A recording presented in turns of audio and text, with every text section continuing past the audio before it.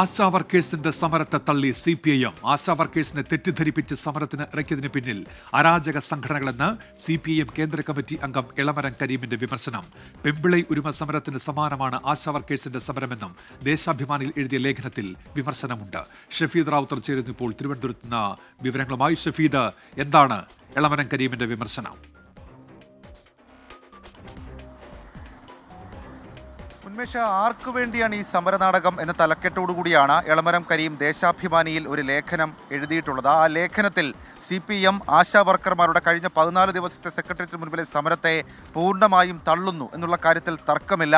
അതിൽ പൊമ്പിളൈ ഒരുമൈ സമരം അടക്കമുള്ള കാര്യങ്ങൾ അതിനെ കൂട്ടുപിടിച്ചുകൊണ്ട് ചില വിശദീകരണങ്ങൾ അടക്കമുള്ള കാര്യങ്ങൾ എളമരം കരീം നൽകുന്നുണ്ട്. ഈ ലേഖനം തുടങ്ങുന്നത് തന്നെ ഏതാനും ആശാ വർക്കർമാരെ വ്യാമോഹിപ്പിച്ചും തെറ്റിദ്ധരിപ്പിച്ചും സംഘടിപ്പിച്ച് സെക്രട്ടേറിയറ്റിന് മുന്നിൽ സർക്കാരിനെതിരെ സമരം നടത്തുന്ന സമരം LDF വിരുദ്ധ മാധ്യമങ്ങൾ ഏറ്റെടുത്തിരിക്കുകയാണ്.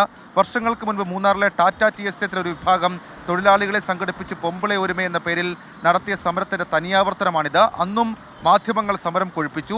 സംസ്ഥാനത്ത് പ്രവർത്തിക്കുന്ന തൊഴിലാളി സംഘടനകൾ മുഴുവൻ അധിക്ഷേപിച്ചുകൊണ്ടായിരുന്നു മൂന്നാർ സമരം. ഒരു അരാജക സംഘടനയായിരുന്നു നേതൃത്വം നൽകിയത്. അതേ മാതൃകയിൽ ചില അരാജക സംഘടനകൾ അതേ മാതൃകയിൽ ആശാ വർക്കർമാരെ തെറ്റിദ്ധരിപ്പിച്ച് സമരം നടത്തുന്നു എന്നുള്ളതാണ് എളമരം കരീമിൻ്റെ ഈ വിഷയത്തിലെ വിമർശനം. അങ്ങനെ ഒരു വലിയ രീതിയിലുള്ള വിമർശനം ഈ ലേഖനത്തിലൂടെ എളമരം കരീം നടത്തുന്നുണ്ട്. ഇപ്പോൾ ആശാ വർക്കർമാരുടെ പ്രതിനിധി നമ്മളോടൊപ്പം ചേരുകയാണ്. ഇപ്പോൾ എളമരം കരീമിൻ്റെ ഒരു ലേഖനം ഇന്നത്തെ ദേശാഭിമാനിയിൽ വന്നിട്ടുണ്ട്. അരാജക സംഘടനകളെ കൂട്ടുപിടിച്ചുള്ള സമരം, അതാണ് ആശാ വർക്കർമാരുടെ സമരത്തെ CPM കാണുന്നത്. പ്രതികരണം എന്താ?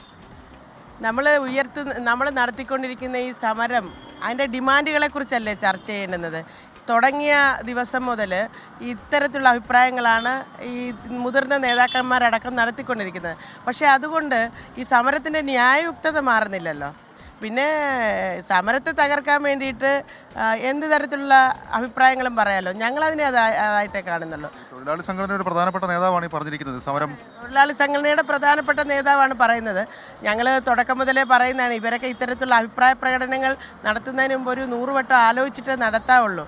ഇവിടെ വന്നിരിക്കുന്ന ആളുകൾ അരാജകവാദികളാണോ അതോ യഥാർത്ഥത്തിൽ ജീവിത പ്രശ്നങ്ങൾ നേരിട്ടുകൊണ്ടാണോ ഇത് നടത്തുന്നതെന്നുള്ളത് പരിശോധിച്ച് നോക്കണ്ടേ.